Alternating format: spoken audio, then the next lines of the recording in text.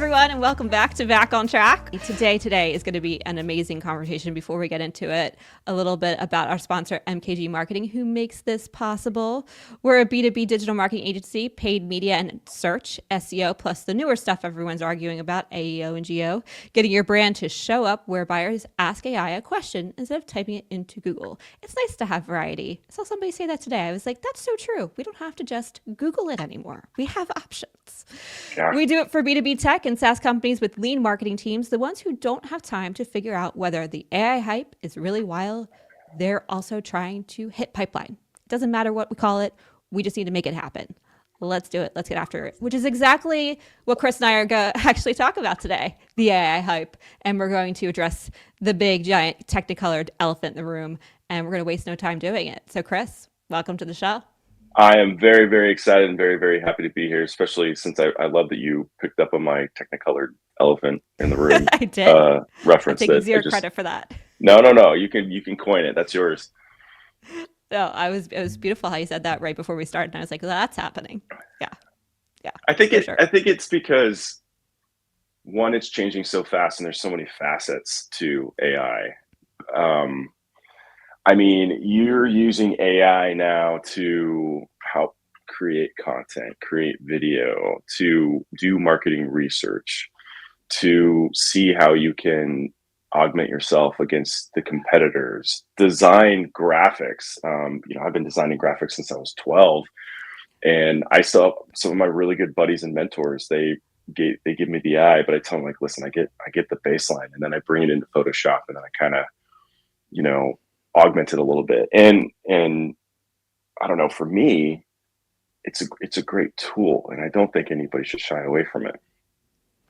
But that's the thing, right? Is that it's a great tool in the hands of people who know what to do with it. And I think that's where it's getting convoluted, and a lot of AI slop is sort of entering the realm and making it very noisy. It's kind of, like around the early 2000s when I was in college, and you had everybody who bought a DSLR camera, and all of a sudden they're a photographer. And one of my dear friends, Kim Fetro, actually went to school to become a photographer. You as well. And so the one thing that I understood, just because of my design eye, is I'm like, yeah, you can take high quality images. Doesn't mean you're taking great photos. What's your, the rule of thirds, and how are you framing things? And so AI is very much similar, because you need to know what good looks like. You need to know what bad looks like. And ultimately, it's like the other analogy I use is anybody can pick up a hammer. It doesn't mean you're qualified to build a house.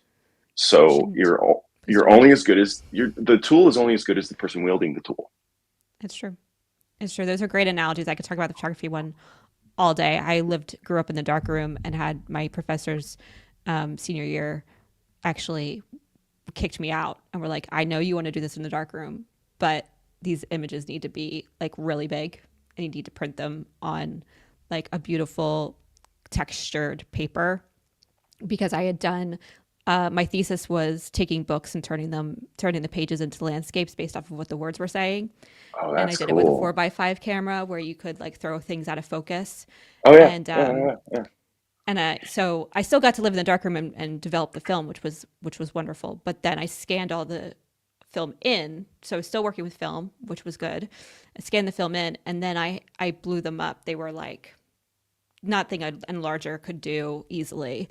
And then the paper was a matte paper, like a book, like the paper of a book. And so totally changed the dynamic. But like that's same with AI in the realm of like, how does AI help you make something you couldn't have done before, or make it better than it ever could have been? Because it's in the hands of somebody who knows what they're doing, and they can think beyond what the medium initially gave them.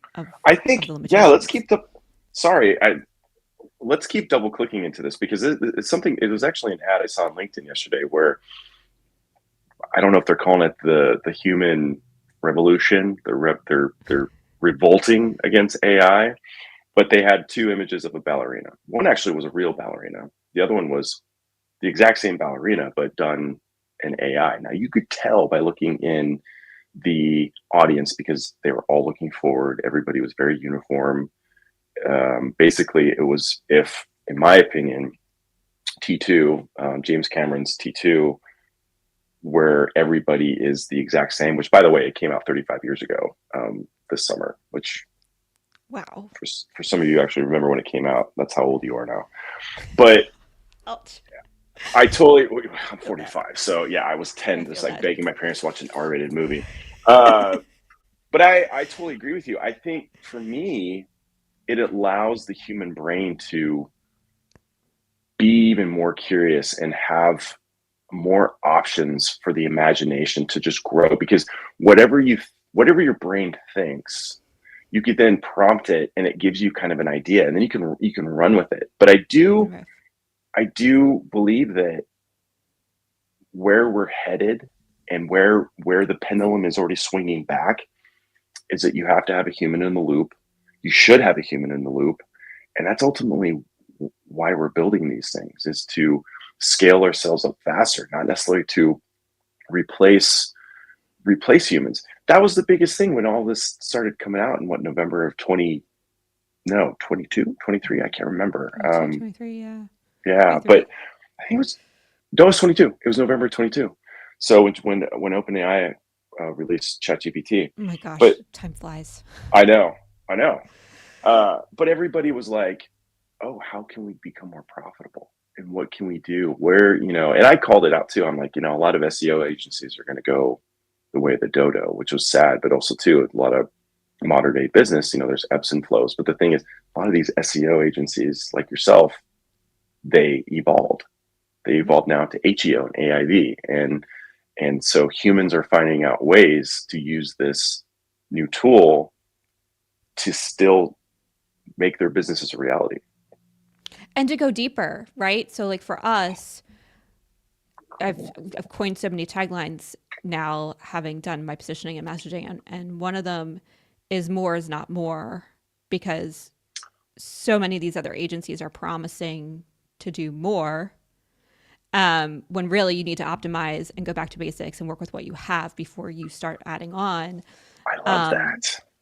but also to go deeper, like we can get so much more research. We can pull together so much more data. Yes, you could use a tool, but what if you could use multiple tools? You look Mm-hmm. across your analytics, your Google Search Console, your SEMrush, or insert SEO tool here, pull that all together into Claude, and then actually analyze how people are finding you. Mm-hmm. More importantly, how are they converting and what are they converting off of? Because I had a great conversation with somebody today where she's like, I know people are coming through this page of what is an SDR, but nobody's converting off of it. Of course, nobody's converting off of it because everybody has what is an SDR page these days, because that's what you Yep. needed to create authority that you just don't need anymore. Yep. So, yeah, you don't Yep. need that page. Let's go build authority around who you are and what you bring to the table, and go more intentional and deeper into your expertise than creating more of what's already out there. That brings up actually an amazing point, because that's something that uh, my SEO specialist within my team, and for everybody listening, I cut my teeth in SEO and SEM. That's where I built a majority of my career over 15 years before I got into leadership, and then had to, And you come you from a know, design background. The and I best. come from a design background. In fact, what was it, sophomore, junior year, I made such good friends with the art teacher that he just let me be his TA. And the TA was a joke because I only had to enter grades in, twice a semester. But I did it because there were certain things that I loved doing in his class that he just let me do all the time. Ring making. Like I'd actually make lost wax molds, and like carve the wax, make a mold, burn the wax out, then throw sterling silver in and actually make rings. Oh, that Those were sounds some of the fun. yeah, it was actually super fun. And so I actually took advantage of different mediums of art just to kind of grow my brain. But what Blake and I did is, I'm like, you know what? We have all this old content. And the old adage was more is more. More is better. You need all the content. It needs to be internally linked. I'm like, here's the thing. now with AIV and what I like to coin HEO, which I think is the newest one, but human experience optimization, which I like that the Ah, best. Like, how is the yes. human experiencing the content and gathering the content and absorbing the content? But I told him, let's take anything that's older than 2023 and let's ask Claude to run a whole program of what can we kill, keep, augment. And so we got rid of 200 blog pieces, and a lot of them were fluff. And I also told my team Yep. too, I don't want non-branded fluff anymore. I don't even care if we don't even launch anything for 3 weeks. If it's, total baloney, I don't want it. And so we ran this huge project where we were able to do an audit, build content. I built a series of 6 agents that kind of ran through some steps where 301s should go in place, which ones should be augmented, which ones should be killed.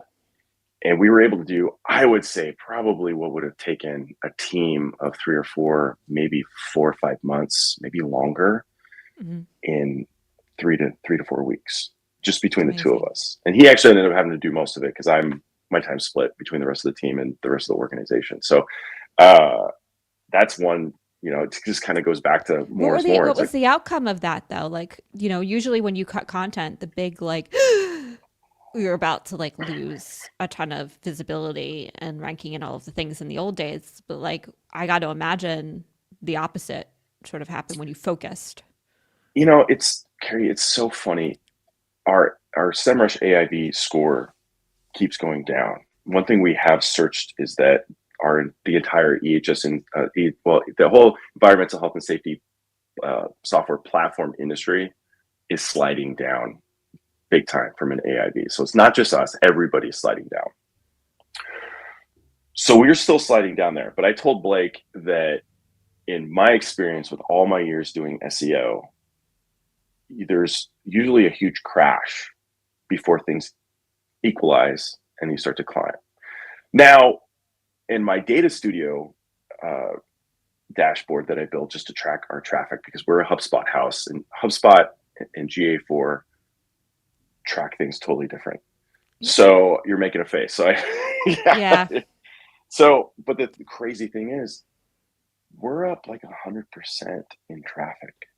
Now, I've been able to cut a ton of bots out of it, or you try to get same, and my team's going to listen to this and like, you did, and that's what I've been doing at night.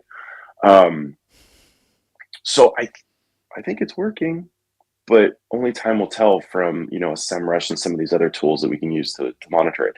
What I told Blake is, you've been in augmentation creation hell for a month. Let's go do some fun projects. Let's get some fun projects for you to do. Then let's run some new reports after things have settled out and see where we It are. needs So time to settle down. Totally. 100%, 100%. So I'll follow up with you and let We'll you know how circle it goes. back. Yeah. We'll circle back. I do want to know though, because in our prep call a few weeks ago, you did mention that while traffic was down, conversions were holding. Yeah. Is that still your traffic's up now? But is that still the case? Is your Well, when we had the prep call, I was only looking after HubSpot data. And so this week, actually, in our growth meeting, we have a weekly growth meeting. It was out one of the books I read. I can't remember, but we have a weekly growth meeting where I have our demand generation, my marketing operations manager, and then our SEO professional. The 4 of us get together and we talk of what did we do, where did we go, what did we experiment with, what do we need to stop doing, what do we need to be doing more of. This was the first time that I'd gone in a data studio in a while. And so I looked at the last 30 days, traffic was going down. Well, that's because we started having huge spikes in May. So from January to June, we were actually up over 100% from where we were. So now I've got the team digging into the why. Now, if we were to go back to our prep call and just comparing from HubSpot to HubSpot, yes, traffic has been falling probably 5 to 10% month over month. That's the norm over the rest of we're private equity backed, but over all the other portcos, that's the same thing too, where everybody's falling. And that's why we're trying to get really ahead of the game from an AIV perspective. But conversions are maintaining. We've launched Hockey Stack to do a lot more attribution tracking. And for the most part, we're getting better quality leads because the content is better. And whereas it may not be a direct correlation of an LLM is pulling us up and then people are being directed straight to the website, it is where they're doing a lot of their research and then maybe they're going ehsinsight.com straight into the URL in the browser and then going directly to the website and then doing their due diligence and then, saying they want a free trial or request a quote. Are you on your forums? Do you have that lovely little box that says, "How did you find us?" And do you have it open and ended? No, because we've got. I'm a big attribution guy, and when I took seat almost 3 years ago here, that was one of the biggest things that we needed to do right away was UTM parameters, be able to get conversion tracking properly installed. And so the reason why I don't do that, Carrie, is because, especially from an open end standpoint and the volume we've got, is that Okay. sometimes it's really hard to connect the dots. And so that's why we implemented Hockey Stack. And then I would say we've got attribution down to probably 95, 96% accuracy, where we can go into any channel and show ROI. That's unheard of. Yeah. Well, all marketing leaders should be the same mindset I've got, because your job depends on it. Your job depends on you spending what little budget you've got and being able to show what multiple of return you're bringing in on every dollar you spend. And if you can't do that, you're literally just throwing darts in the dark and hoping the money, Well, pipeline's grown. yes and no, right? It depends on your business and how Yes. So like, is your business more transactional? Because the more transactional businesses and stuff, so it's not okay. So you have more of a long cycle and all of that fun jazz. Yes. Yeah. The average sales cycle is probably, for mid markets, 90 days, and then enterprise can go up to a year. Yeah, that makes sense. Yeah. Okay, so I gotta know then, like, how are you tracking attribution and how are you tracking multiple touch points? Because that's always like going off of last click. It's generally going to be, especially these days, SEO to some, organic in some regard. But you got other channels at play, especially from a dark social standpoint. So how are you said a UTM codes, are you basically slapping a UTM on the end of every single URL for everything that you do? Mm-hmm. Yeah. Yeah. In fact, from a Old school, I paid, love it. yeah, from a paid perspective too, it's clear down to the keyword level as well. And I learned that Yeah, from, that's a little easier to do from it paid. is, but most people don't do it. And my former It takes demand, time. it takes time. And my former demand generation manager, Mohammed Bozo, shout out.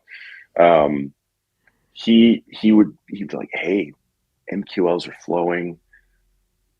Lots of, like, this is great." I'm like, "Yeah, cool. Like, this keyword is bringing in a lot of MQLs, but in 6 months, it never opened up any pipeline. Why is that? And it hasn't, so kill it." And he would look at me shocked, like, "What?" I'm like, no, we're not looking at volume.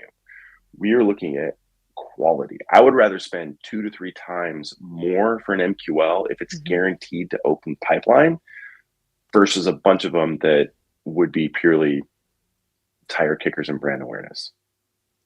Yeah, But to totally answer agree. the rest of your question, with Hockey Stack, we're getting so much better to do all the different layers of touches that a prospect and potential future customer will take in order to get to that point. Because all of our channels, we've got organic, which I would split into the organic old school search engines. Then you got your LLMs. Then you have paid, which we use Bing, Google, LinkedIn. We used to do Reddit, but after Reddit's traffic was cut by 50% with the LLMs were launched, we kind of went away from there. Then you've got, webinars, third party content syndication, just a multitude of things. So we're able to now show that, okay, and actually, I'm kind of a first click guy. I'm like, how did they get in Yeah. first? Like, they could have Love researched a that. bunch before, but they What finally got them? submitted. They submitted the form on this one, and so I'll go, no, that's paid.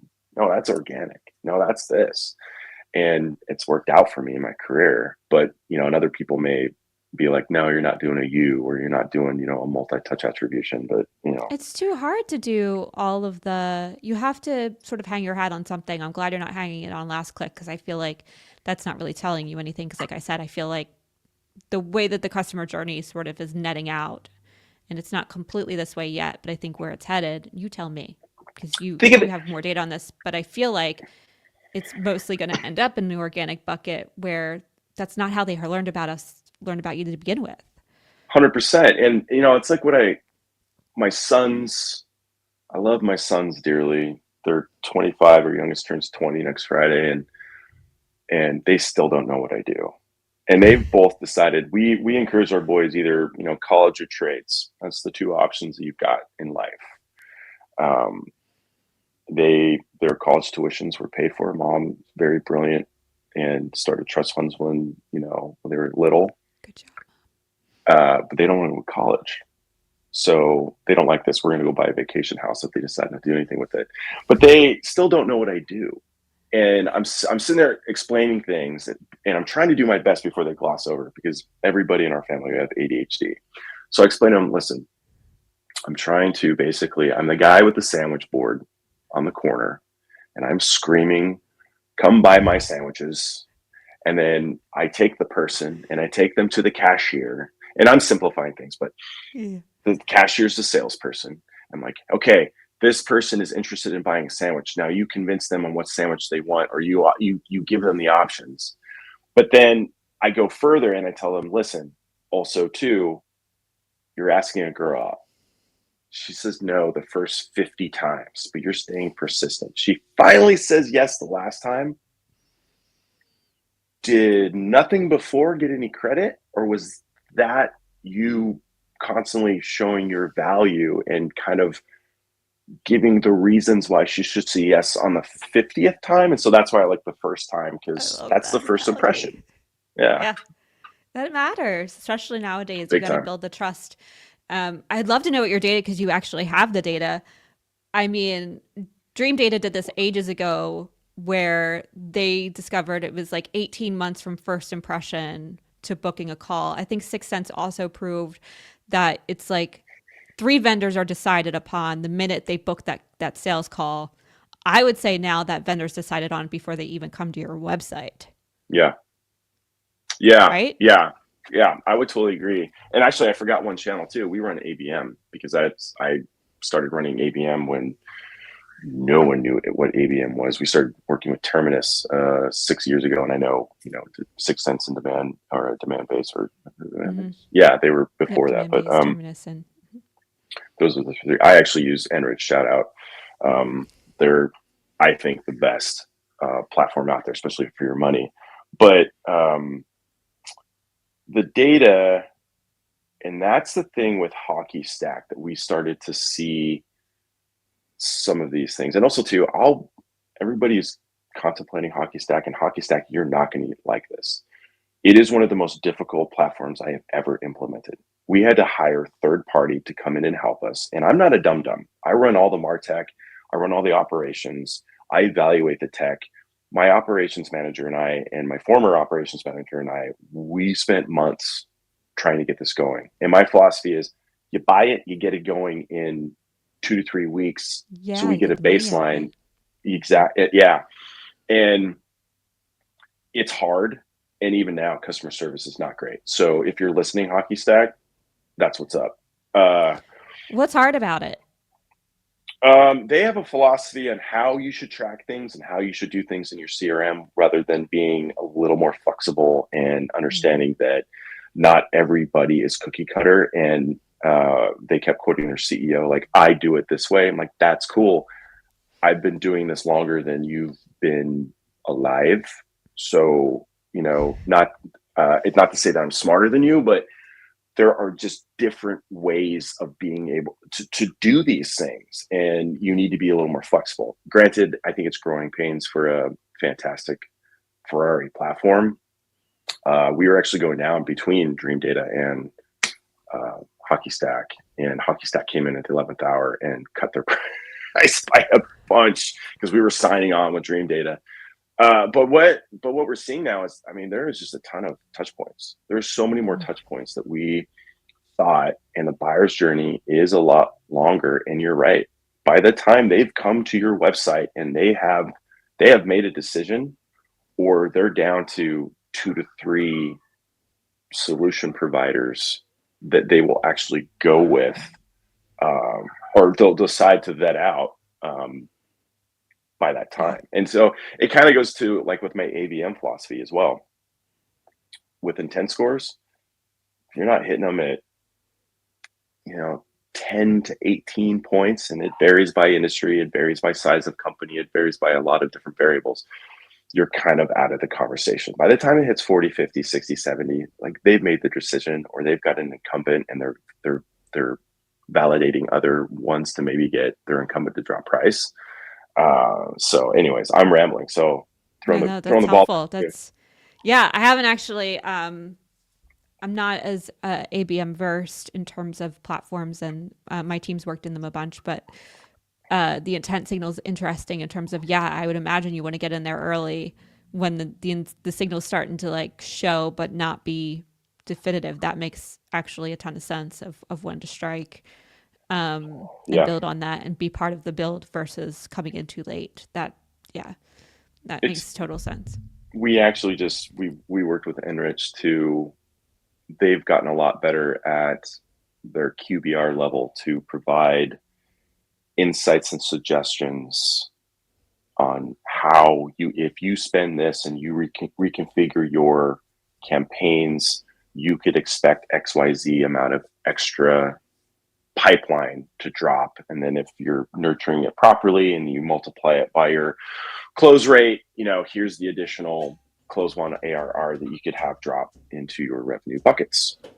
We just relaunched it yesterday, and it's kind of similar to what I had ran in my previous lives, but it's also more simplified, and it's more of a 4-stage where you've got hot, in market, cold, and engaged. And those are pretty, they're pretty self-explanatory. And then we break it down by the top 5 industries that we play well in. And so, getting specific. To all, like, I think this is where certain channels are definitely going to flourish more, because especially ABM being a great example of that, like it feels like the more specific you get in terms of your ICP and who you work with and the problem you solve, the better you're going to do, because that's what's going to get rewarded right now. Mm-hmm. And not because there's so much noise and everything's so generic that I did a big research project that I'm working on for Cyber Marketing Con. Cool. And I looked across multiple verticals within cyber, pulled about 4 to 6 companies within that. And what I found was, my hypothesis was that the big enterprises probably were getting mentioned in LLMs more often than smaller startups, because they just have a bigger digital footprint, and AI search rewards you having a lot to say across multiple platforms, especially if your customers are talking about you. But turns out that once you get enterprise, your message has been so watered down that you're not getting recommended, because you just do so much for everyone that they're actually rewarding the smaller companies that are very specific in the problems they solve and who they solve them for, that they're more likely to serve those up versus the incumbents. So I think what you're saying makes a ton of sense in terms of like getting really specific, not just in your message, but also in your ideal customer, and really understanding who you serve and really marrying the message to that. Especially now, is just like perform. Yeah, I mean, you're nailing it. I keep mentioning Blake Bauer, who's on my team. His father was my mentor. Still really good friends. I've known Blake since he was 6. He started house sitting for us when he was 16, and then I started mentoring him. And then he asked me for, uh, he's like, "Hey, if I get a degree in marketing, and I was like, listen, you get a degree in marketing, you keep really good grades, you do these other things, i.e., GA4 certification, get up to snuff with HubSpot, learn SEO." And here's my point. I asked them in these curriculums, what are they teaching you? We both went to Washington State University, go Cougs, and and the 4 Ps are still applicable, but it's still an archaic way of simplifying what marketing has become. Marketing has changed more so probably even in the last 6 months than the last 20 years. And it all comes down to targeting. It's the targeting. It's the targeting and who you're targeting. But the targeting really, I think for me, it encompasses your ICP, the personas were in there, and then where are the personas sitting? Where are they reading? Where are they looking? And so you could wrap up the 4 Ps right in there. Now the pricing, that's not marketing anymore. That's dictated by product. And perhaps maybe in a multi-level conversation with probably product sales, maybe a little bit of marketing based on their research and what they're seeing the market doing. And like we just really released our MCP connector from our, going back to AI, so we can connect directly to Claude. And that was something of a hot conversation with us where I was like, listen, no one's going to buy it if we charge XYZ. Like, no one's going to do it. Other platforms are giving it away for free. If we're doing an early adopter thing, you got to drop the price. But my point is targeting. That is the most important thing. If any marketing leader is listening to this could gain anything from our conversation, I would say spend most of your time on ICP and targeting. I sort of said it in my opening, and actually it's shifting right now because we're an iterative company, and I'm just an iterative learner. I get data and I get signals, and then I make changes. And so Good. We've always worked with VPs of marketing who sit in that early stage, not early stage like startup, but in that scale up. Like, okay, they have a thing, and now they need to either go to exit or enterprise, and like we come in and we help them from an SEO and digital ads perspective, bring those channels together and like create the whoosh. And so, I like that. But what I found was whoosh. But what I found was it was even more specific than that in the company size. We actually work with a lot of companies who've been around for a really long time and just really dependent on sales and never really got their marketing act together. Mm. And now they're starting to think about how to actually do marketing to support their sales team. And that's like where we get brought in, which is like an interesting find I had. Yeah. Like, okay, I can actually target that. I can look at companies who've been around for a long time, who have stalled, aren't really growing, haven't been growing for a while, and probably need to change. What used to work for them in terms of growth is no longer working. Who are those folks?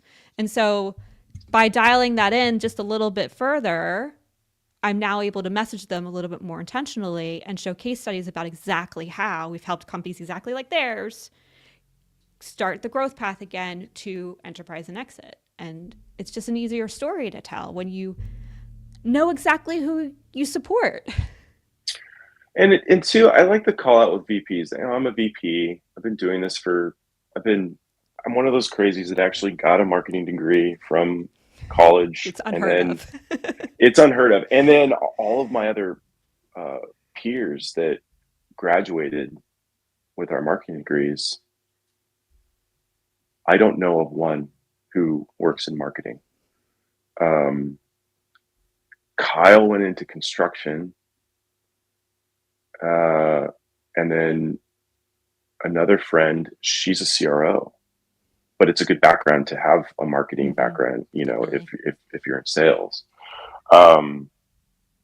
But when you hit VP level, you probably should have the level of expertise and the experience in in the head that I do. And I'm not trying to tout myself. Like I've been in the weeds and I've been grinding it out for 20 years, and I've only been in leadership for 4 or 5 years. So it's been a long haul. Yeah. But I like that you call out VPs, because a lot of times too, you got people that are stubborn and they think they know everything, but in reality, one, they either don't have the team properly set up to do what you can offer, or two, they don't know what they don't know, and what they don't know is they need help. Um, yeah. So yeah. I know. I think VPs are the ones who generally hire us, and I think that's a good point. And I usually find that they do try and do it for as long as they can themselves until they can't. And so, They're worried yeah, about the it just jobs, makes, especially if you're and VC their or resources PE. are limited, Very, right? very. I mean, I have a small team. There's 5 of us total. And how I set up my team is Oh my gosh, you're everybody's doing got so their much with 5 people. so much, so much. And I mean, AI is a part of it. But we actually, Mohammed, who he was the incumbent marketing manager, and when they hired me, he was like, "Listen, everybody in the company, you've taken me as far as you can, and we need to bring somebody in who's done this and has a lot of experience." He was doing both sides of demand generation operations, and he actually has ran out and he started his own marketing Oh, agency, good. Butter Marketing. He actually stole that from me, but actually I stole it from a Mike Myers skit on SNL, where he's like, I'm going to give you a topic. Here's butter. Now talk amongst yourselves. But I split his role into two, because I'm like, listen, we're missing the boat on DG. We're missing the boat on operations. We need to have two professionals in there. So we brought Ivan and brought Wes in. And so now we're a team of five: a product marketing manager, AIB, SEO professional, DG professional, and then ops person. Now, everybody's got their specialties, and there's a lot of overlap, because a team should not be running in silos. There should be collaboration, because that's where the best ideas come from. I come in 100%. as I have a very foul mouth, but I will be PC. I just come in and I'm the utility player, and I will do the grunt work. I will do the crap work. I go, guys, my strategy that we collaborate on, but ultimately my name's attached to it. And if you fail, it's me. I fail, and so I give them the autonomy to run these departments. I come in as a utility player. If they fail, I don't point the finger at them. I actually take all the blame, and where the bullet, well, sometimes it's bulletproof. That's to kind of give them that ability to breathe. I'm not sure where my point was. My I love this. ADHD's kicking We're in, just talking but about VPs and how they tend to try and do as much as they can. Um, and so it sounds like you thank really you. brought in a strong team, and now you're playing the support player to where, because you can do it all because you have done it all, but you don't now have to do it all, but you can fill in the gaps because you know enough to be dangerous. That's what I'm picking up.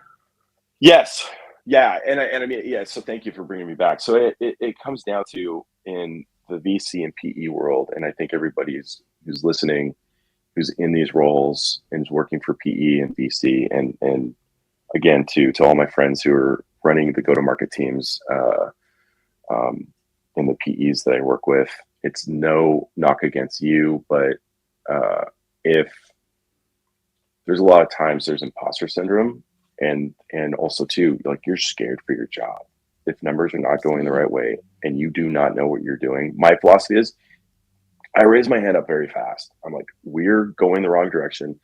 I do not know how to correct this. I either need to bring in outside help, either via the GTM teams at the PEs, or I need to go get expertise just to help us get a lift and figure things out.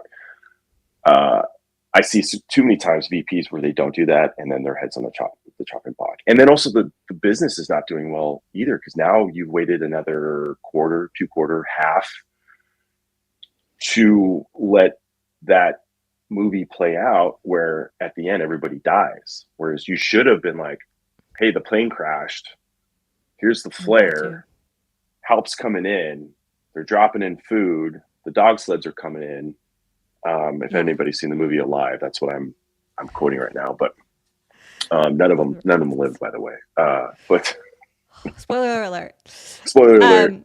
I do want to know, because I love this, and I do think we don't always raise our hand because we're not sure when to raise our hand. And I love that you're saying raise it as early as humanly possible. What's that leading indicator for you?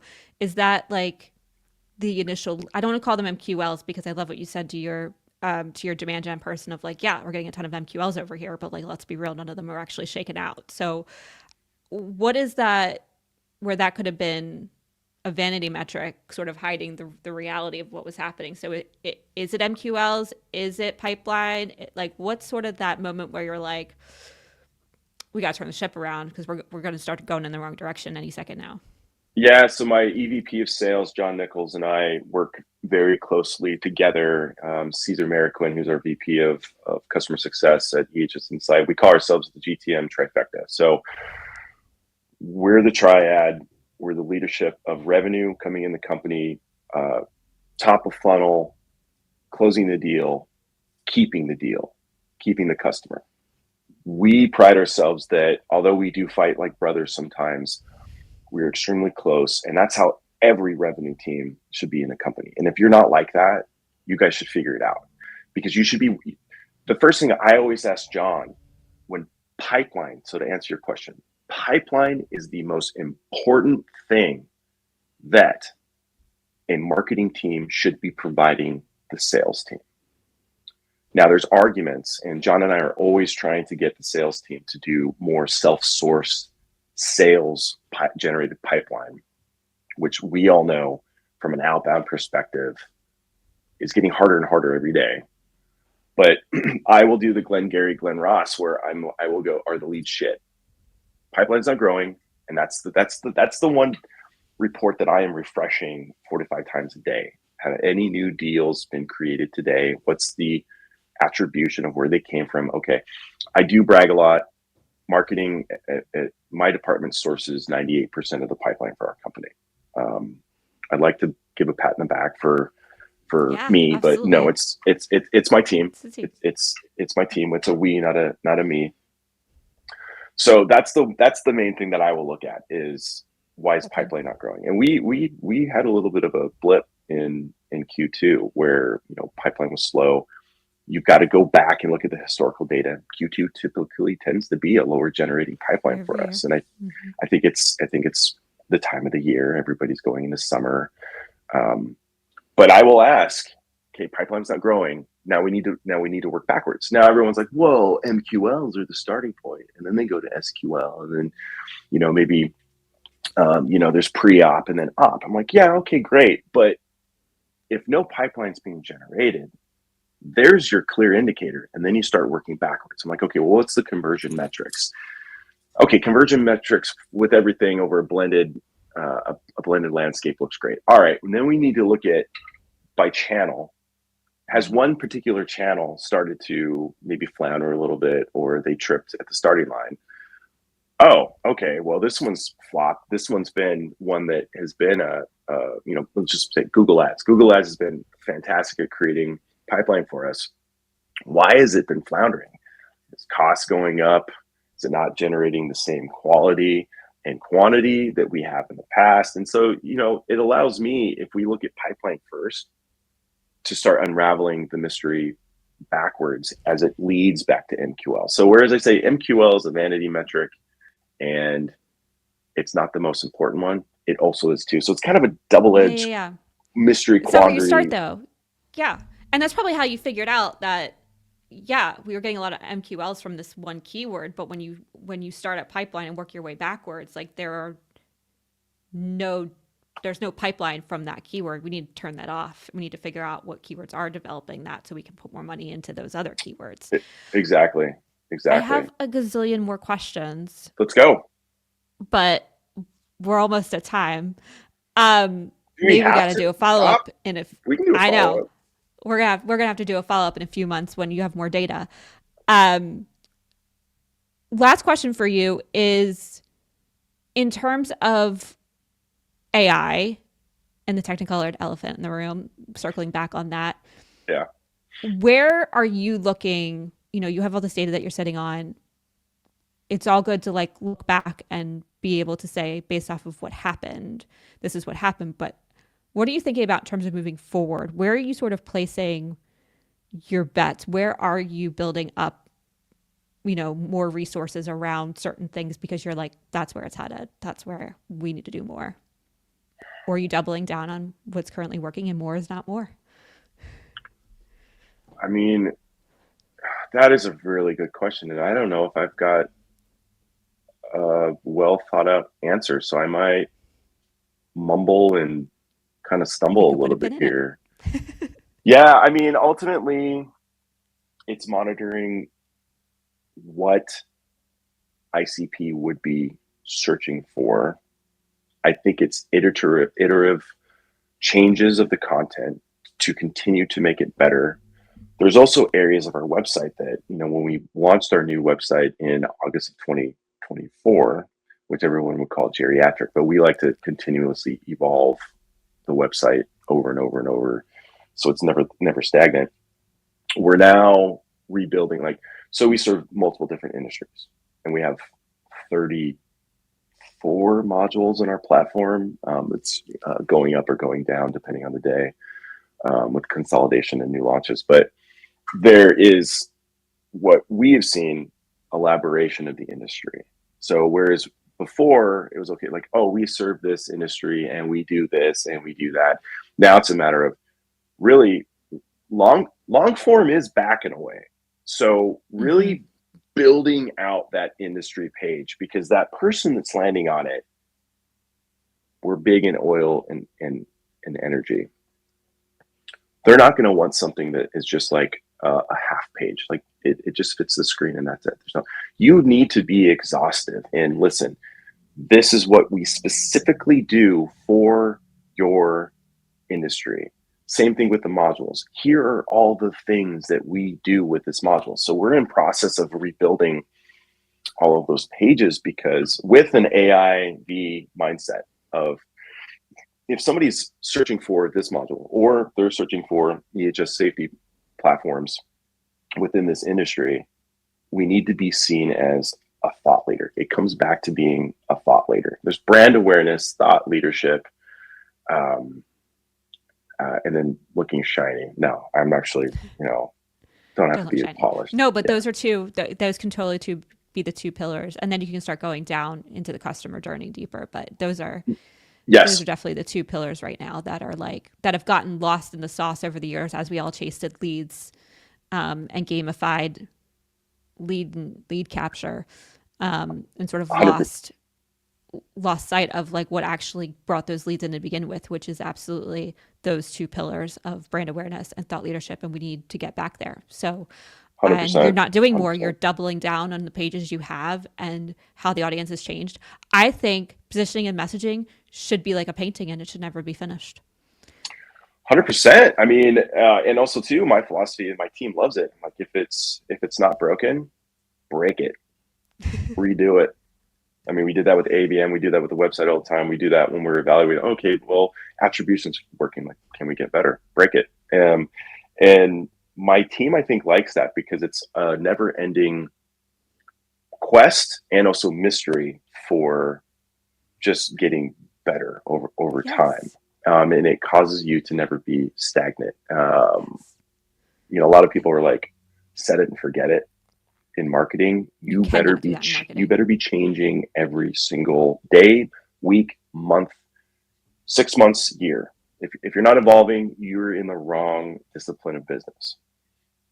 And I think that's the perfect place to wrap this up. I'm so Okay. grateful for this conversation, Chris. Me too. Where can people find you? They want to learn more about you and the company and want to stay in touch. I mean, I'm always open to DMs on LinkedIn. You can find me. My name is Christopher. I think it's for your full URL is Christopher Lee Collier, the same middle name as my father. But I work for EHS Insight. We're an environmental health and safety platform. But if you want to reach out to me, pick my brain, please don't try and sell me something, because if you are an agency or you're somebody who does demand generation or anything, I've been doing it longer than you and I'm probably better than you. But I'm happy to have a conversation and I'm happy to chop Totally. it up. Yeah, but I I don't need services right now, but I am happy to share knowledge, because that's another thing I'll end with too, is knowledge should be shared and it should not be kept. And I've had people in our company say, well, like, you're kind of giving the playbook of how to be successful with what we're doing. I'm like, yeah, that's cool. Somebody at a competitor could try and pick up the recipe, but the cake's not going to turn out the same. No, no, absolutely not. There's so much in there. I think we only skimmed the top of probably everything that your team's got going on.